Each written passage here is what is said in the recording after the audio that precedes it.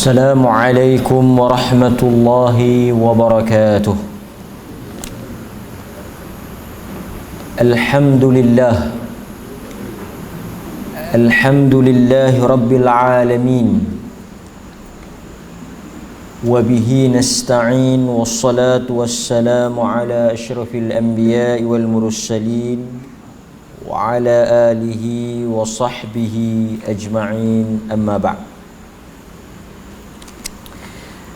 Tuan-tuan dan puan-puan, muslimin muslimat yang dirahmati oleh Allah Azza wa Jal, kita bersyukur kepada Allah kerana masih lagi mampu dan berpeluang untuk kita menyambung bacaan hadis-hadis yang berkaitan dengan akhir zaman ataupun hadis-hadis berkaitan dengan tanda-tanda kiamat. Hadis yang berikutnya pada malam ini satu hadis yang sangat penting untuk kita semua membacanya dan memahaminya, kerana dia sangat dekat dan berkaitan dengan kehidupan kita. Hadis yang akan kita baca ini diriwayatkan daripada sahabat Abu Hurairah radhiyallahu anhu.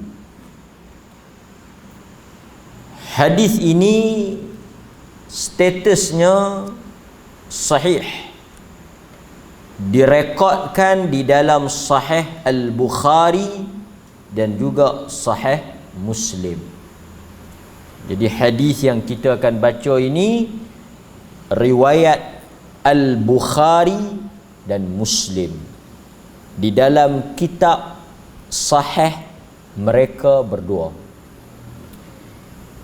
Daripada Abu Hurairah radhiyallahu anhu, bahwasanya Rasulullah sallallahu alaihi wasallam bersabda,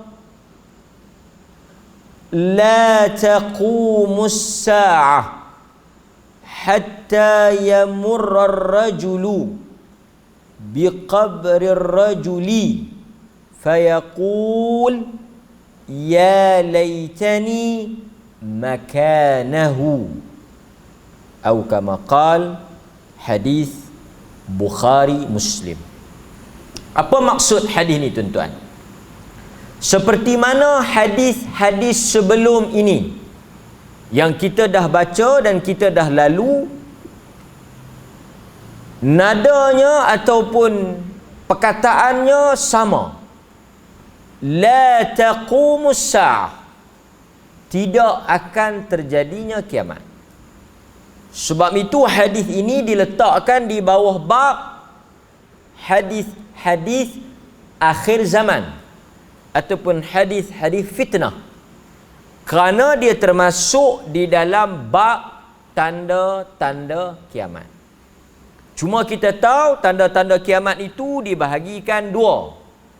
Satu yang disebut sebagai asyratus sa'ah al-kubra, tanda-tanda besar, yang tanda-tanda kiamat yang besar. Ada lebih kurang 10. Keluarnya Dajjal, turunnya Isa, munculnya Al-Mahdi, keluarnya Ya'jud Ma'jud, terbitnya matahari daripada barat. Itu tanda-tanda besar. Adapun yang kita lalui pada 2-3 kelas kita yang lepas, termasuk malam ini antara tanda-tanda kecil. Dan kita dah sebut dulu, kata para ulama, tanda-tanda ini ada yang telah berlaku. Seperti apa?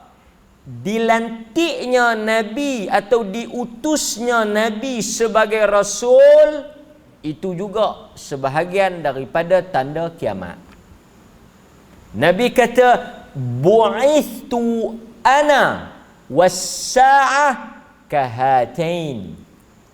Apabila Allah melantik mengangkat aku sebagai rasul, bu'ithtu, Allah menghantar aku sebagai rasul dengan hari nak berlakunya kiamat, kahatain, seperti ini. Maksudnya dekat dan hampir. Sebab itu dilantiknya, diutusnya Nabi Muhammad itu daripada tanda-tanda kecil kiamat. Jadi ada yang telah berlaku, ada yang sedang berlaku, dan ada yang akan berlaku. Jadi tuan-tuan, apa hadis yang kita nak baca ni, kita akan tengok sama ada dia telah berlaku, sedang berlaku, ataupun akan berlaku dalam masa yang dekat ni. Tidak akan terjadi dan tidak akan berlakunya kiamat, kata Nabi, hatta yamurra, sehinggalah sampai pada suatu keadaan, pada suatu zaman, pada satu masa, berjalan seorang lelaki, yamurra, marra yamurru. Marra yamurru ni artinya lintas, berjalan, lalu. Kan kita baca dalam hadis yang diriwayatkan oleh Al-Imamul Bukhari, marran nabi biqabrain, Nabi melintasi atau melalui dua kubur. Yang Nabi pacak pelepah tamar tu, hadis riwayat Bukhari. Marran nabi, Nabi lalu. Hadis ni Nabi kata, apabila dekatnya kiamat, hampir terjadinya kiamat yang besar itu, akan ada satu keadaan seorang lelaki berjalan melintasi kubur seorang lelaki lain yang mati. Mestilah kan, kubur takkan orang hidup nak pergi duduk dalam tu, mesti orang mati. Cerita dia satu orang yang hidup macam kita ni, lalu di kawasan kubur. Kita yang hidup ni kata apa? Sekarang tuan-tuan, bila kita lalu di kawasan kubur, kita disunahkan baca doa. Assalamualaikum ahlad diyar minal mu'minin antum sabiqun wa nahnu insyaallah lahikun. Salam sejahtera kepada penduduk negeri ini, ahlud diyar, alam barzakh.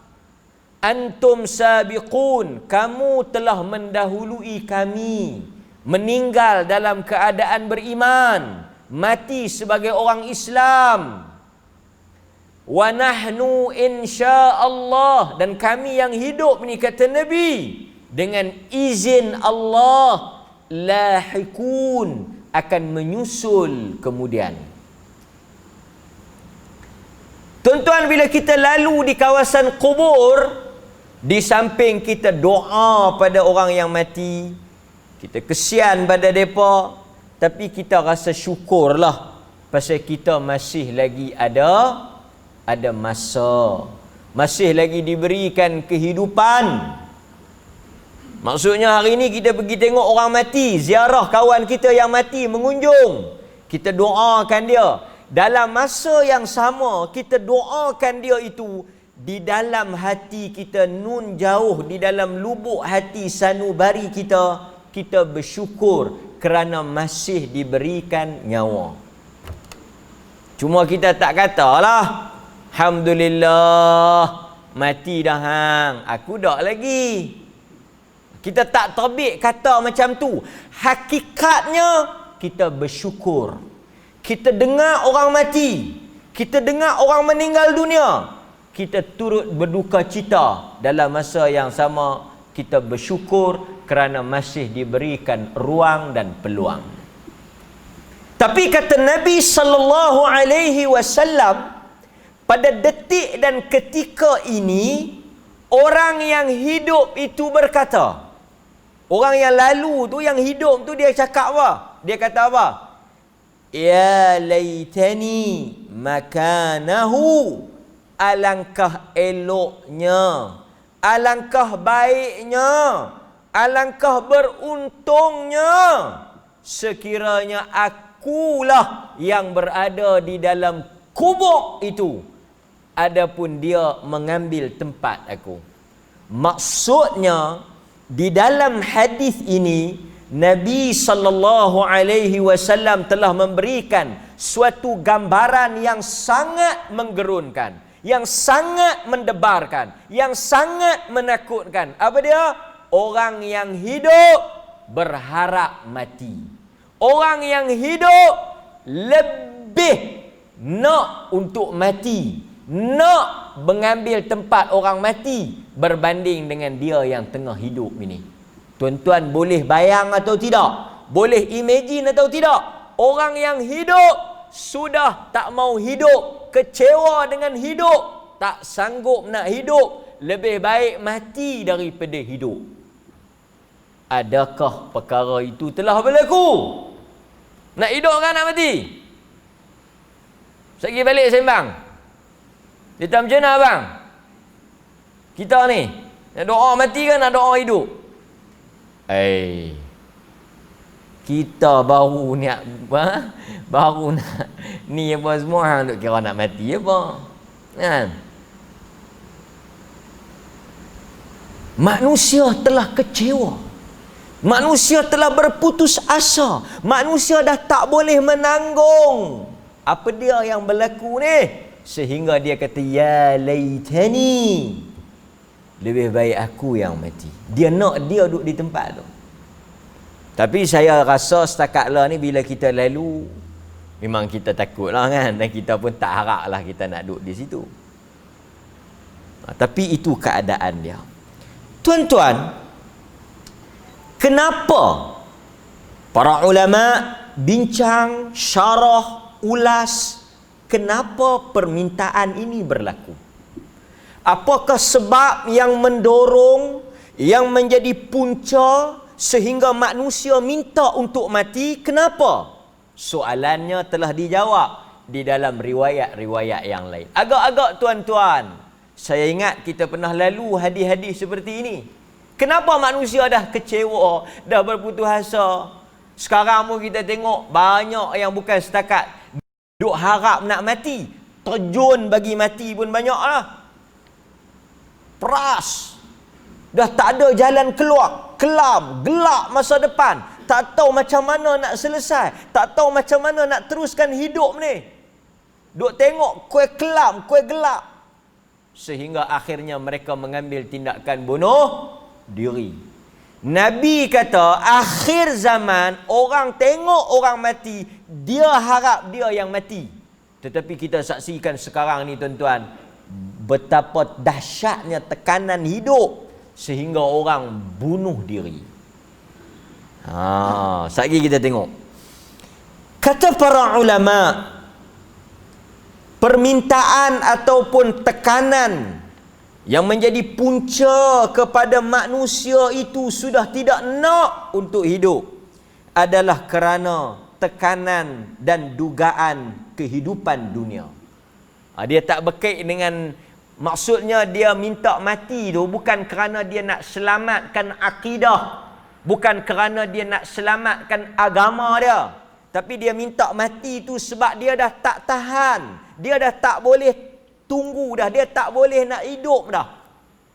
Sebab apa kita tak tahulah.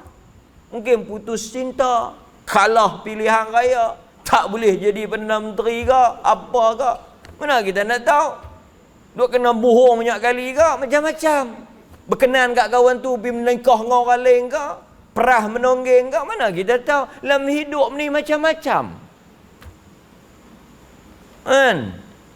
Yang dijanji tak jadi ke apa ke, kan? Orang nak bagi kat kita tak bagi ke apa ke, duit ke lagu mana ke, bini lari ke apa ke, anak tinggal ke, macam-macam lah. Betul tak tuan-tuan? Pasal itu dalam hidup ni, manusia apabila dia telah menemui jalan buntu, jalan mati, dia tak tahu nak pergi kok mana dah.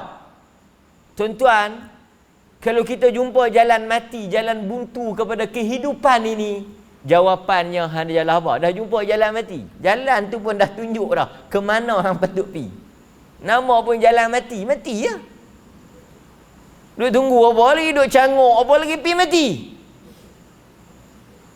Kan? Tuan-tuan, dalam hadis yang diriwayatkan oleh Imam Ahmad, Nabi sallallahu alaihi wasallam kata apa? Hadis yang sama cuma ada ziyadah, ada tambahan di hujung tu. Nabi kata, "Ma bihi hubbu liqa'illahi azza wa jal."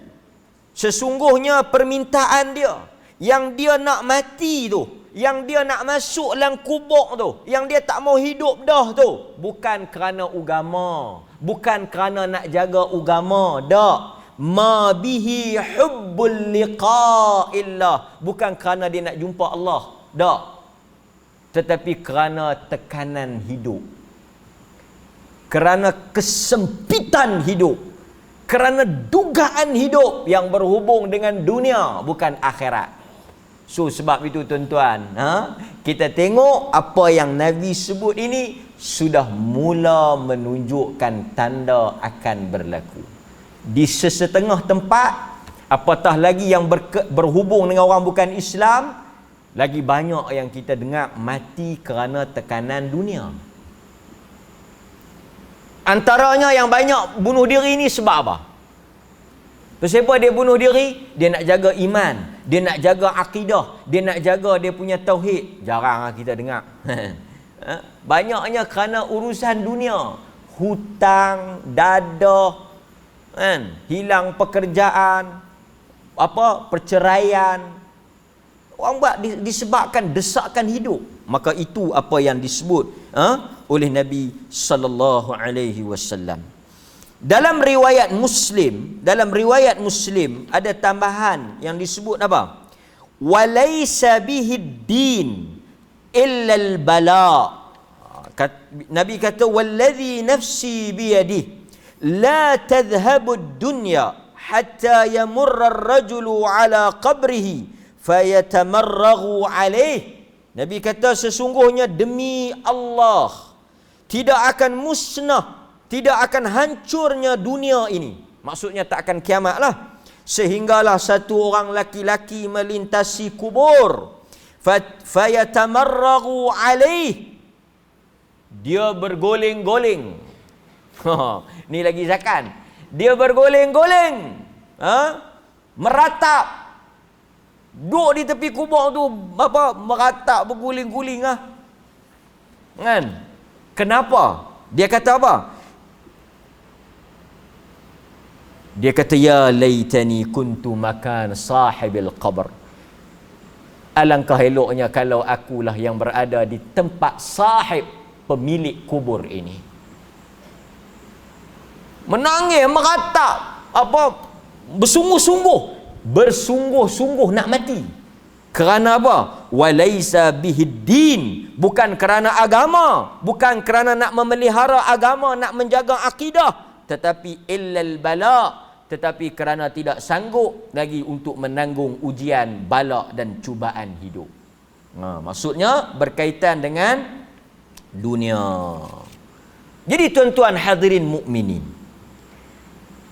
dalam hidup manusia banyak kali dan selalu kita sebut, ada 2-3 benda yang kita boleh ulas berkaitan dengan hadis ni. Pertama, bolehkah kita sebagai orang Islam ni doa bagi mati? Itu poin yang pertama.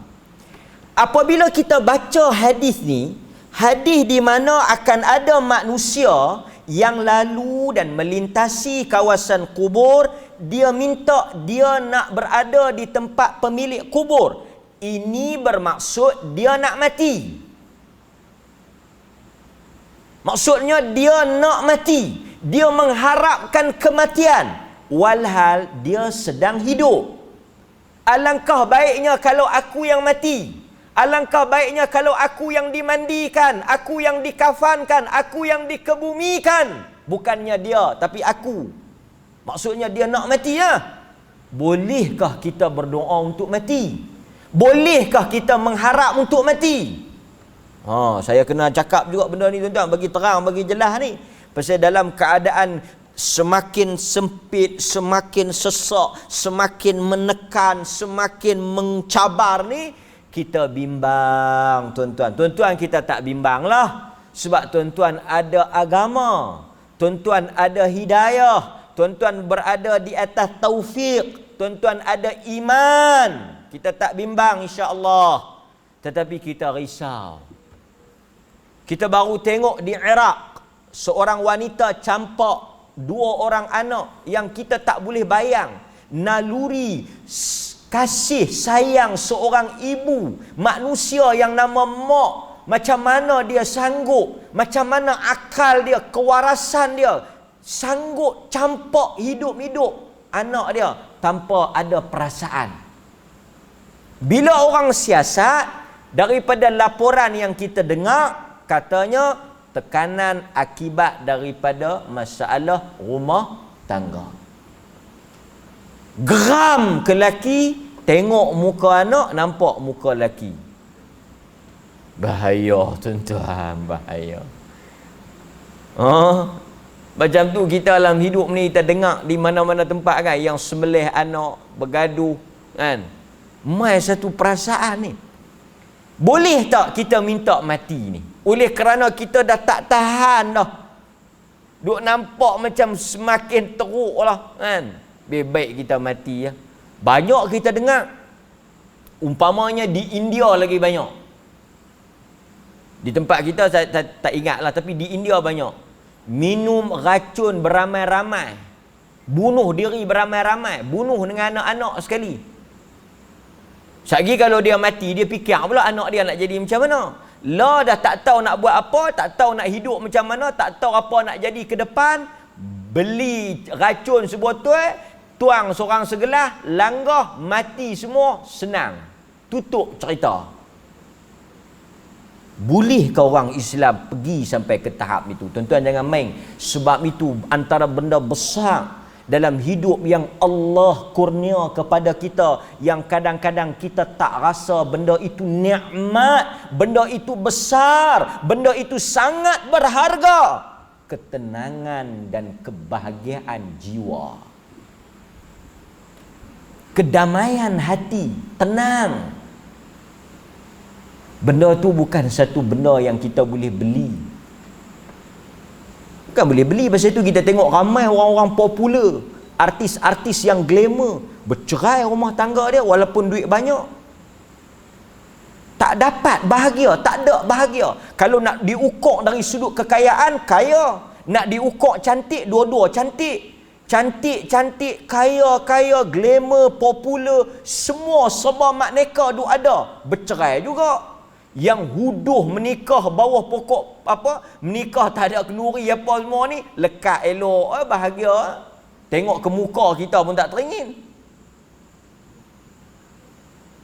Ketenangan. Ada orang yang duduk dalam rumah yang besar, rumah yang tersergam indah, sehingga kalau masuk kita pun boleh sesat dalam rumah tu. Tetapi sunyi. Bukan sunyi itu kerana tak ada orang, tapi kerana Allah mencabut sakinah, mawaddah, rahmah, ketenangan, kecintaan dan kebahagiaan. Sebab itu saya baca dalam tulisan Ustaz Hasrizal. Pagi tadi saya duduk tengok Facebook, saya baca dia tulis sikit. Dia kata saya ingat dia sekarang duduk di Ireland. Dia kata antara benda yang paling banyak dilaporkan di media barat, khususnya di Ireland tu, di Ireland ni dekat dengan Britain, dia duduk di situ. Dia kata antara benda yang banyak yang terpaksa dihadapi oleh pihak berkuasa, maksudnya kerajaan lah, polis lah, JKM, bos semua ni lah macam kita ni, adalah keganasan rumah tangga sepanjang tempoh berkurung. Sebab itu di China, negara yang pertama terkena wabak ni, kadar perceraian paling tinggi selepas daripada tempoh berkurung. Ni tuan-tuan yang duk kurung dalam rumah ni, bukan kita Malaysia ya. seluruh dunia mengamalkan kurung dalam rumah ni. Kurung dalam rumah, suruh duduk dalam rumah ni bukan kita ya. Dan di negara-negara yang kita sebut tadi ni, di island di China tadi ni, antara benda kesan daripada duduk dalam rumah tu apa dia? Bercerai. Keganasan rumah tangga. Sebab itu dia bawa satu hadis menarik, hadis yang dia kongsi tu. Ustaz Azrizal bawa, dia kata ini untuk kita orang Islam lah. Orang Islam pasal itu dia tak boleh lari daripada Nabi. Dia bawa hadis yang mana Nabi kata Allah apabila nakkan satu keluarga itu bahagia. Tengok.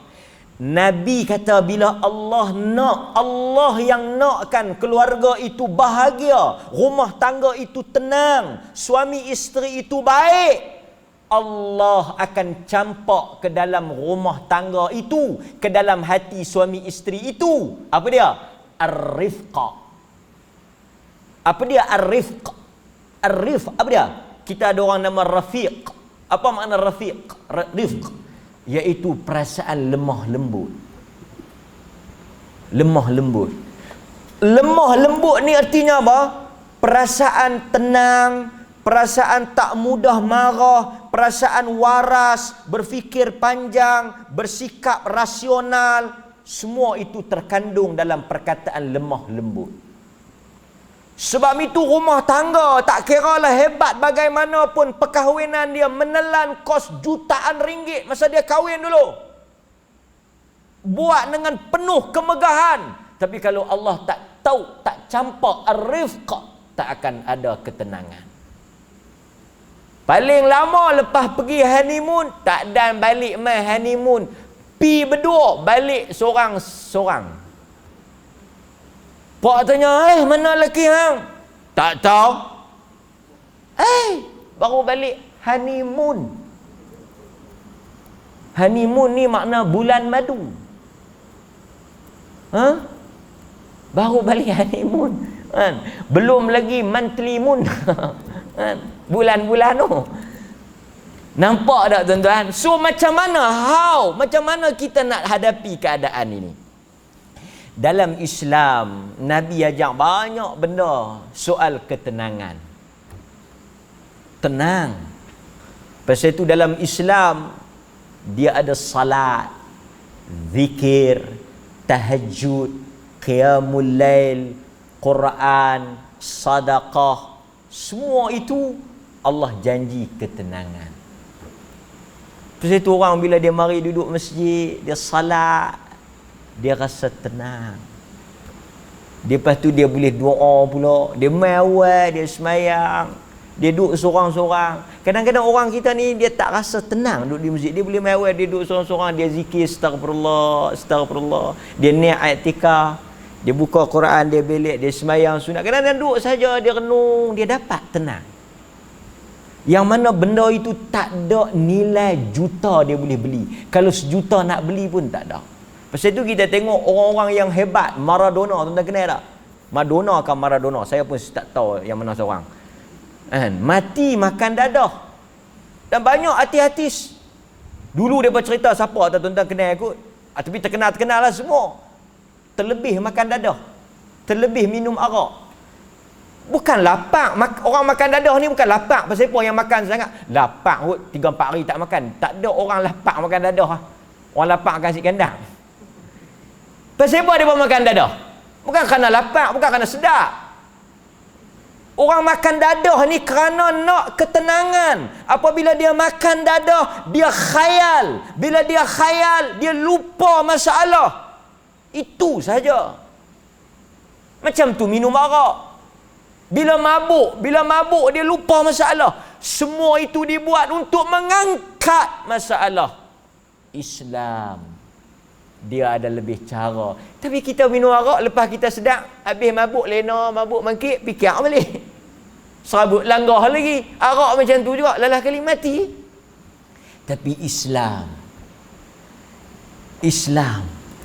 agama kita ni, serabut macam mana pun ada jalan keluar. Wa may yattaqillaha yaj'al lahu makhraja. Tuan-tuan baca dah ayat tu? Ayat 1000 dinar. Biasa tak baca kisah ayat tu? Kisah ayat itu turun kerana seorang sahabat yang anak dia ditawan. Ayat tu tak nama 1000 dinar pun. Kan? Orang Melayu kita buh 1000 dinar tak apalah. Tapi ayat tu nilai dia berjuta lebih. Ayat tu nak bagi tahu kata, apa pun masalah kita, apa pun problem kita, buntu kita, mati, tak ada jalan keluar, Allah kata taqwa. Taqwa, makhraj, ada jalan keluar untuk kamu. Ayat ini kata ulama, dia turun kerana seorang sahabat yang anak dia ditawan oleh orang kafir. Orang kafir tangkap anak dia jadi tebusan. Maksudnya kalau jadi tebusan tu adat kata mati ya. Dia mai jumpa Nabi sallallahu alaihi wasallam, dia kata ya Rasulullah, boleh tak tolong? Macam mana kita nak selamatkan anak saya ni? Boleh tak Rasulullah tolong? Hantar tentera ke apa ke? Saya nak minta Rasulullah tolong. Selamatkan anak saya. Bebaskan anak saya. Dia punyalah susah hati. Tak tahu apa dah nak buat ni. Mai jumpa merayu kat Nabi. Nabi tak mampu nak tolong. Nabi tak ada kekuatan, kemampuan nak tolong. Cuma Nabi pesan, kau bertakwa kepada Allah dan perbanyakkan membaca la haula wala quwwata illa billah, yang kita sebut dengan al-hawqalah. Tuan-tuan, kalau ada masalah, ada problem, ada semak perut ke, ada apa benda tak tahu nak keluar kok mana, tak tahu siapa nak boleh tolong, perbanyakkan la haula wala quwwata illa billah. Meratus tu sikit-sikit sudahlah. Habis dah kita, habis dah jahanam dah, jam dah, habis dah melingkup dah, tak ada apa. Cukup mah, dia memang tak tu, tak membantu. Duk sengap Ustaz. La haula wala. Si ayah ni balik rumah tak tahu nak buat apa, berserah, bergantung bulat kepada Tuhan, tawakal penuh. La haula wala quwwata illa billah. La haula. Duk Ustaz dengar bunyi orang ketuk pintu. Selang tak beberapa lama dia dengar orang ketuk pintu. Dia buka-buka, tuan-tuan, subhanallah, anak dia berdiri terpacak. Allah hantar balik, selamat. Siapa pergi selamat? Tak ada. Siapa hantar balik? Tak ada. Allah. Allah, itulah yang Allah maksudkan, wa may yattaqillah. Tuan-tuan, hak mana yang tak ada bini ke, tak menikah lagi ke, bini mati ke apa ke, bacalah. Ni Tuhan hantar mai lah, bidadari syurga. Sebelum ni tak baca, lepas-lepas kuliah ni baca tak berhenti. Dia tak pasal apa ni? Aku seronok ni zikir ni bagus. Fadilat dia besar. Pak dia tanya, siap dengan bawa balik 100 ekor unta, 100 ekor 10 macam tu lah. Bukan kata dia balik selamat, dia balik selamat tu pun besar tuh dah, bawa balik unta lagi, unta hak musuh tu. Pak dia kata, macam mana ni? Pak dia tak percaya tau, tak percaya. Pasal itu manusia ni kadang-kadang dia tak tahu macam mana Tuhan nak tolong dia, sehingga dia sangka Tuhan pun tak boleh tolong. Sebab bila kita baca Tuhan macam kita kata habis doktor pun kata tak boleh buat apa. Aku tanya orang lain pun semua tak boleh buat apa. Tak tahu macam mana dia. Dia kata depa yang masa duk berkemah tu nak balik apa semua tu lupa dia. Boleh pi terlupa dia seorang tu. Depa pun pi tinggal dia. Tak ambil, tak apa bawa sekali dengan dia. Dia lari balik. Kita kalau bahasa orang biasa, macam mana boleh pergi terlupa punya besar gedabak tu? Satu orang boleh pergi lupa, Allah lupakan. Tu hebat, tuan-tuan. Pasal tu kita kalau ada masalah jangan minta mati ya. Sebab dalam hadis Nabi sallallahu alaihi wasallam yang diriwayatkan oleh Al-Imam Al-Bukhari dan Muslim, Nabi tak bagi kita minta mati. Maksudnya tindakan kawan ni salah. Tindakan dia minta mati tu salah. tetapi dia minta kerana dia tak ada apa lagi dia nak boleh buat. Maksudnya tak boleh sebab dalam hadis yang diriwayatkan oleh Al-Imam Al-Bukhari dan Muslim, nanti tak tahulah kan tuan-tuan, bukan kata sakit teruk, kadang-kadang sakit sikit pun kita tak larat nak tanggung, kita ingat nak mati kan, mati pun tak apa, mati pun tak apa, duk mati situ, mati sungguh menyesal lagi kan. Dia kata aku mati tak apa, lepas tu bini dia kata acik nak duduk dengan siapa? Oh tak apa. Kalau hok tu duduk seorang boleh anak-anak banyak ampi rumah depa, tapi kalau hok cakap tu muda, hak sakit pun mangkit balik. Tu saya melawak. Anas bin Malik radhiyallahu an. Anas bin Malik riwayat daripada Nabi sallallahu alaihi wasallam. Ni kita nak kontra balik dengan hadis tadi Hadis tadi kata ni akhir zaman. Nabi cerita tu bukan makna boleh. Nabi cerita tu bukan makna boleh minta mati. Nabi cerita tu keadaan masa tu jadi lagu tu. Keadaan dia macam tu, tapi bukan kata benda yang dia buat tu boleh. Tuan-tuan kena faham hadis kiamat bila Nabi sebut bukan makna boleh. Sekejap lagi tuan-tuan silap faham, saya bagi contoh macam ni Akhir zaman ramai orang berzina. Apa maksud dia? Tuan-tuan pun tengok berzina sana, berzina sini, tangkap. Apa berzina memang ni yang Nabi sebut. Pakcik tak baca hadis ke? Awak yang banyak sangat orang duk berzina dalam negeri ni, dalam kampung ni. Ya Allah pakcik, ini benda yang Nabi sebut. Nabi sebut akhir zaman banyak orang berzina. Pakcik jangan duk pelik. Inilah norma baru.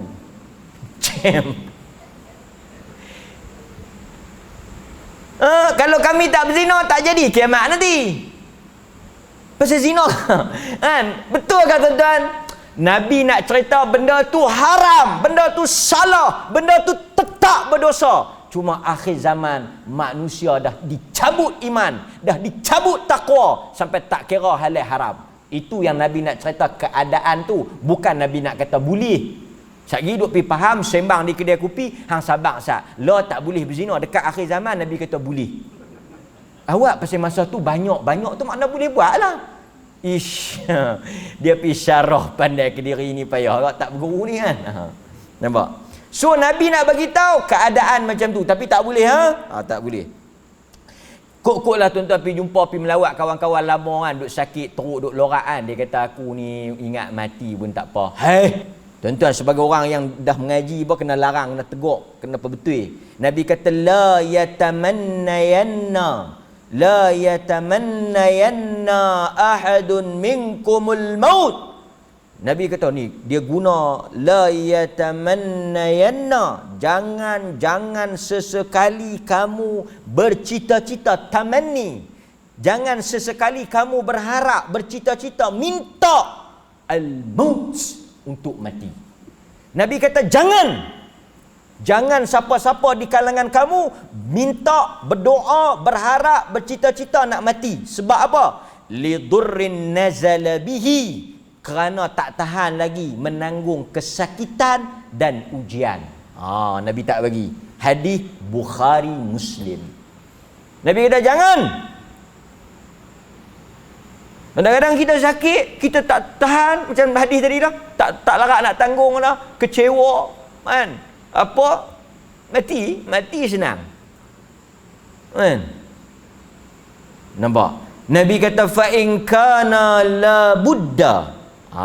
Fa in kana la budda mutamanniyan lil maut. Habis sangatlah kalau dia nak juga mati. Kalau tak boleh, la Buddha ni kalau tak boleh jugalah nak mati juga, dia hanya boleh kata lagu ni saja.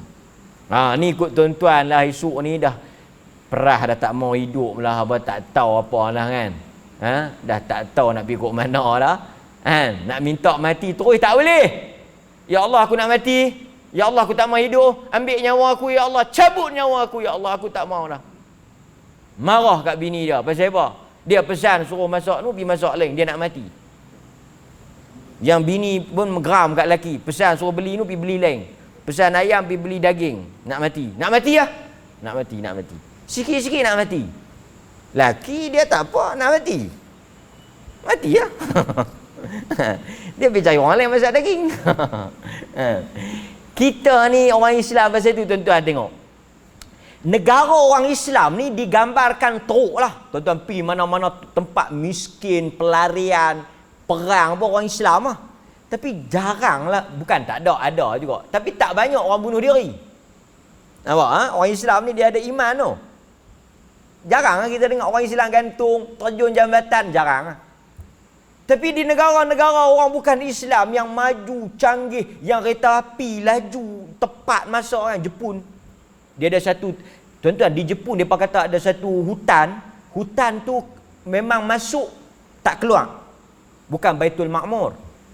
Yang malaikat masuk tak keluar. Yang ni depa masuk untuk bunuh diri di hutan tu.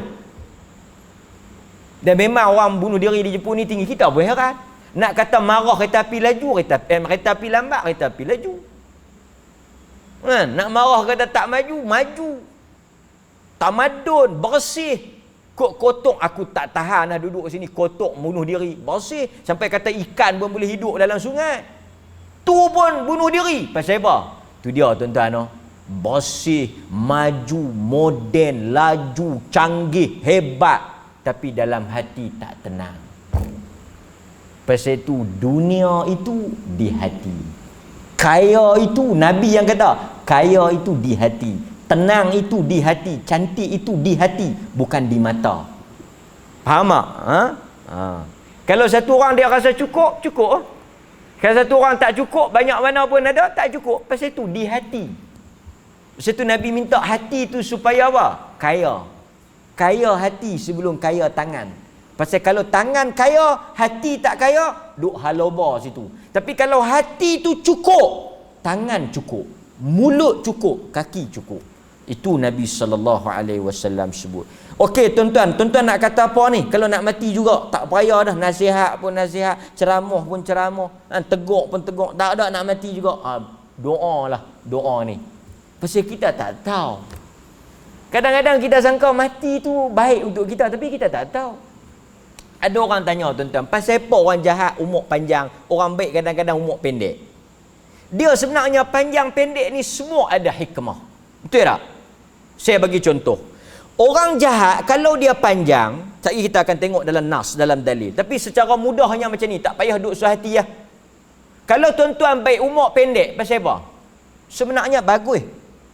Orang baik pendek umur bagus di atas dua sebab. Satu, kalau tuan-tuan ni baik mati. Tengok dia tu noh, rajin pergi semayang, rajin baca Quran, tapi mati muda, 40 mati dah. Tengok kawan tu, masjid pun tak pernah pergi, 70 tak mati-mati lagi. Aku duk ingat macam tak mau pergi masjid. Apakah rahsia pakcik umur panjang? Pakcik tak pergi jemaah langsung. Kalau hang nak panjang macam pakcik, hang jangan pergi jemaah, hanya pergi sembahyang. Hang tengok banyak orang pergi sembahyang mati awal. Kadang-kadang kita tertanya-tanya tau. Kita tertanya-tanya, pasal apa Allah Ta'ala bagi mati, bagi orang jahat panjang umur. Kan? Panjang umur. Tuan-tuan, kerana orang yang baik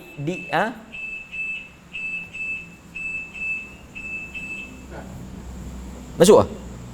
Kita azan tu kalau panjang umur. Kita sambung balik lepas ni insya-Allah Ta'ala.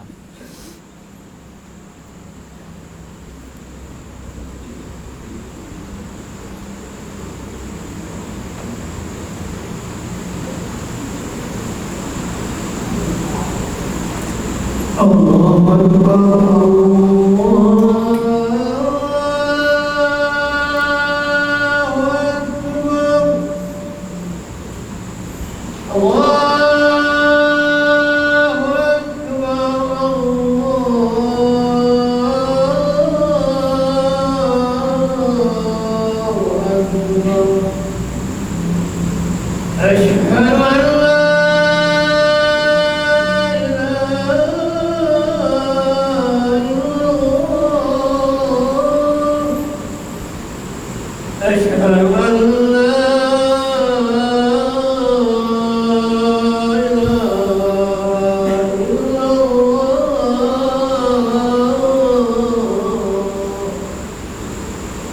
أشهد أن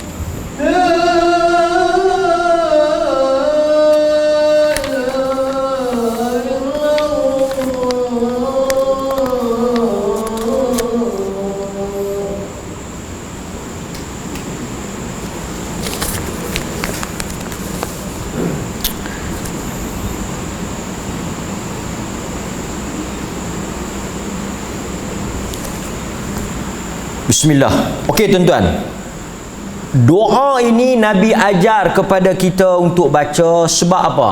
Kerana manusia dia tak tahu apa sebab Allah Ta'ala panjangkan umur dia. Saya kata tadi, kalau orang baik mati awal, pertama kerana Allah nak selamatkan dia. Kalaulah dipanjangkan usia dia, kita tak tahu adakah dia boleh istiqamah di atas kebenaran yang dia ada sekarang. Sekarang tuan-tuan semua di atas jalan yang benar, di atas petunjuk, berada dengan apa? Dengan jalan yang elok. Tuan-tuan berada di atas iman, di atas amal. Kalau Allah ambil sekarang, ini suatu kebaikan untuk kita, kerana kita menutup hidup ini dengan kebaikan. Tapi kalau Allah Ta'ala biar panjang, kita tak tahu sama ada kita boleh istiqamah, ataupun mungkin kita risau kalaulah diberi lagi tempoh masa yang panjang, kita akan tergelincir, terkeluar daripada jalan yang kita ada sekarang. Sebab itu kita tak tahu. Allah Ta'ala ambil itu elok dah. Pasal apa? Dalam dia duk elok, dalam dia duk salat, dalam dia duk pergi masjid, dalam dia duk mengaji, Allah ambil. Mana tahu Allah biar setahun dua lagi, dia mula jauh pada masjid, dia mula jauh mengaji, tang tu dia mati. Oh, naya. Itu antara sebab kadang-kadang Allah ambil orang-orang yang saleh ni awal, muda. Manakala kalau Allah Ta'ala biarkan orang-orang saleh ni, biasalah. Dalam hadis Nabi kata apa? Nabi kata, janganlah kamu minta mati sebelum sampai masanya. Kerana apabila kamu mati, yang rugi adalah kamu sendiri, kerana terputusnya amalan kamu. Sesungguhnya Allah Ta'ala itu tidaklah memanjangkan usia orang beriman. Tengok Nabi habaq rahsia.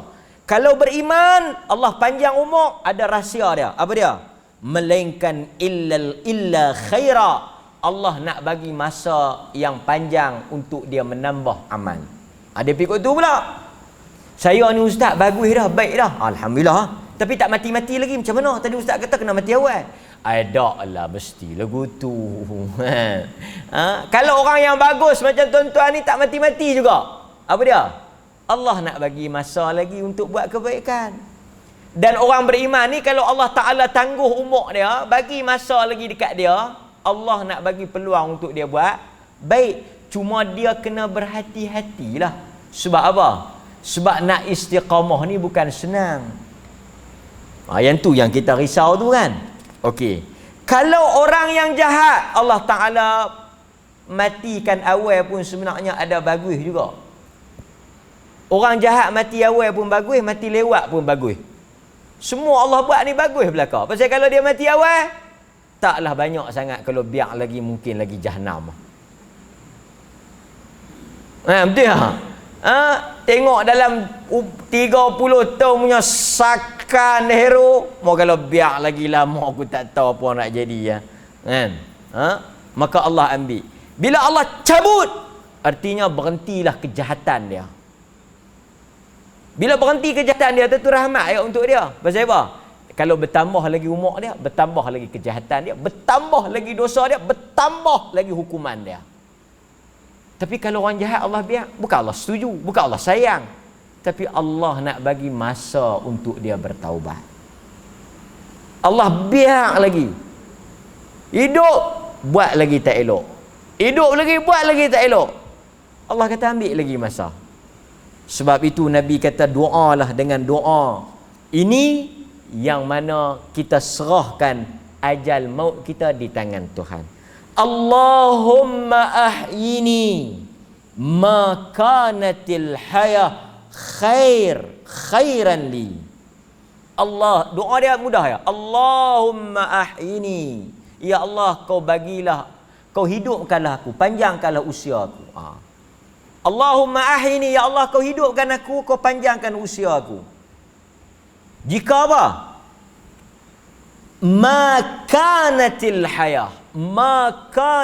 hayah khairan li, jika hidup itu lebih baik untuk aku. Maksudnya kalau aku hidup ni menambahkan pahala, mengembirakan orang, menyenangkan orang lain, boleh buat baik lagi, kau panjang, kau yang tahu.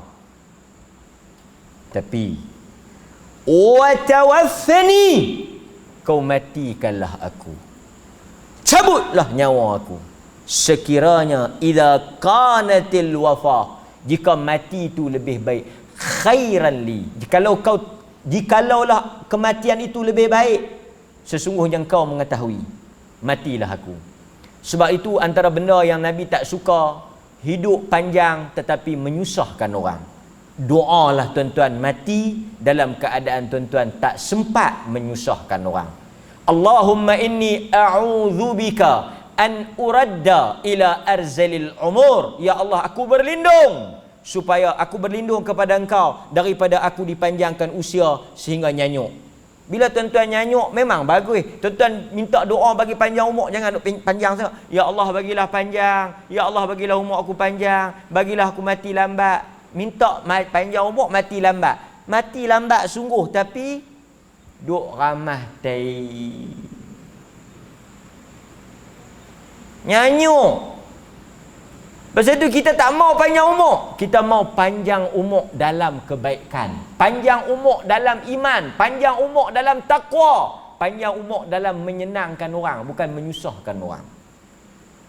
Kalaulah kita rasa lagi panjang, kita nak sakit, apa nak jadi tak ketahuan, orang lain pula terganggu dengan kita, matikanlah aku lebih baik, ya Allah. Ini doa yang Nabi minta. Fikir panjang, view Nabi itu jauh, pandangan Nabi itu jauh. Dia tak nak menyusahkan orang. 63 Allah ambil. Sakit 5 hari je. Nabi sakit dalam 5 hari je, lepas tu Nabi wafat. Bayang tuan-tuan, kalau tuan-tuan hidup sampai 80, 90, sakit 30 tahun. Mula-mula 3 hari jaga senyum, 3 minggu jaga tak senyum dah. Daripada 3 hari jaga dia senyum lagi, 3 minggu jaga dia tak tahu nak senyum, 3 bulan jaga dia ketahuan. Pasal itu tuan-tuan, cabaran nak jaga orang sakit ni. Pasal itu Allah Ta'ala bagi pahala besar betul jaga orang sakit. Jaga orang sakit lain pada jaga orang sihat. Jaga anak masa sihat dengan sakit sama. Sihat, dia makan kediri, mandi kediri, semua dia buat kediri. Kita memang kita jaga, tapi dia buat semua sendiri. Tapi sakit, 10 orang anak mak bapak boleh jaga. Dialah masa 10 tu semua sihat.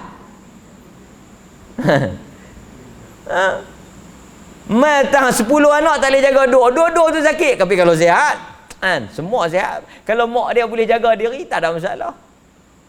Sebab itu kadang-kadang kita tak duduk pada kerusi dia, kita tak duduk pada kasut dia, kita tak duduk pada tempat dia, kita tak faham apa yang dia tanggung. Lepas tu macam mana Ustaz?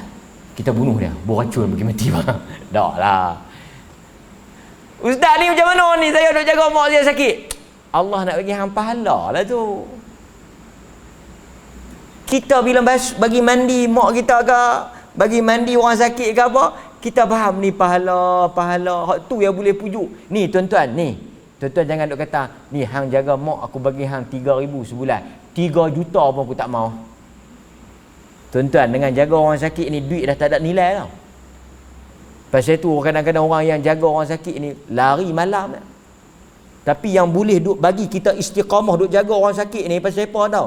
Pasal kita duk fikir dosa, pahala, syurga, neraka, balasan Tuhan tu yang ikat kaki tak lari tu. Tu yang anak tak tinggal tu. Pasal apa? Pahala lah basuh mak aku ni, masuk syurga lah. Mungkin semayang tak banyak, baca Quran tak banyak, esok timbang-timbang atas pahala. Berat lah duk bela orang tua ni. Sabar pilah. Dalam sabar tu dia ketam juga mulut tu. Allah rahmat kita insya-Allah. Dan kalaulah mati tu lebih baik, mati ya. Sebab itu orang tanya Nabi sallallahu alaihi wasallam. Orang tanya Nabi, siapa orang yang paling baik? Nabi kata tuba. Orang yang paling bahagia, paling untung, paling seronok, man tala umruh, orang yang panjang umur dalam masa yang sama amalan dia pun baik. Dan akhir sekali tuan-tuan, kita tutup malam ini dengan satu doa.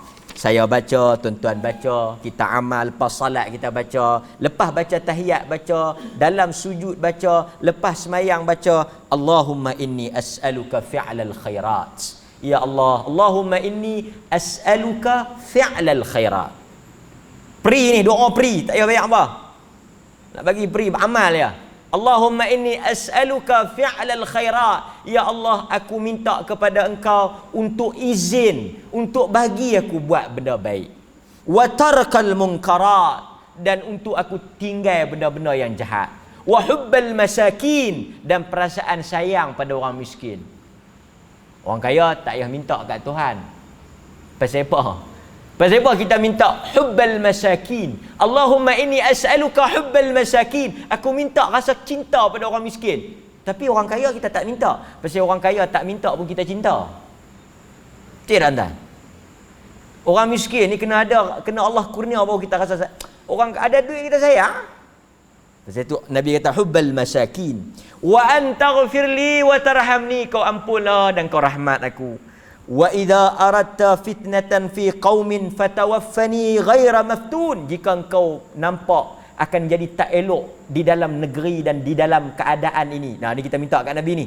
Kita minta kat Allah ni. Nabi ajak kita minta kat Allah. Jika kau nampak keadaan nak jadi tak elok dan kau nampak aku akan rosak, kau matikanlah aku. Tu cantik tu. Kita kata apa? Wa idza aradta fitnatan fi qaumin, jika engkau nak timpakan satu musibah, engkau nak timpakan bala, engkau nak turunkan satu benda yang tak elok, dan kalau aku hidup, aku pun mungkin musnah, kau matikanlah aku sebelum turunnya benda tu. Kadang-kadang ada orang mati 2018 kan. Kita kata rugi. Sayang no. Tak dan tengok 2020. Tak dan tengok wawasan 2020. Tak dan tengok kereta terbang. Tak dan tengok. Kita terbang sungguh. Kapal terbang pun tak terbang. Bukan kereta tak terbang, kapal terbang pun tak terbang. Sampai kita bila tengok balik orang yang mati 2018, lega hampa awak ah. Hampa tak ada jumpa COVID ni. Pi masjid tak ada duduk tutup muka ni. Kita tak tahu. Tapi Allah Ta'ala bagi panjang ni pasal apa? Nak bagi pahala kita sabar di atas balak ni. Semua baik lah, tak ada tak elok Tuhan buat. Mana tahu 2021 mai sinar lain pula. Allah rahmat kita insya-Allah. Itulah hadis yang kita baca malam ni. Mudah-mudahan Allah Ta'ala bagi manfaat dan Allah Ta'ala bagi kebaikan kepada kita. Dan saya doa semua tuan-tuan dipanjangkan umur dalam ketaatan. Jikalah dipanjangkan umur itu menyebabkan kita rosak, kita doa Allah Ta'ala wafatkan kita dalam keadaan iman dan taqwa kepada Allah. Wassallallahu ala nabiyyina Muhammad wa ala alihi wa sahbihi wasallam. Walhamdulillahi rabbil alamin. Wassalamualaikum warahmatullahi wabarakatuh.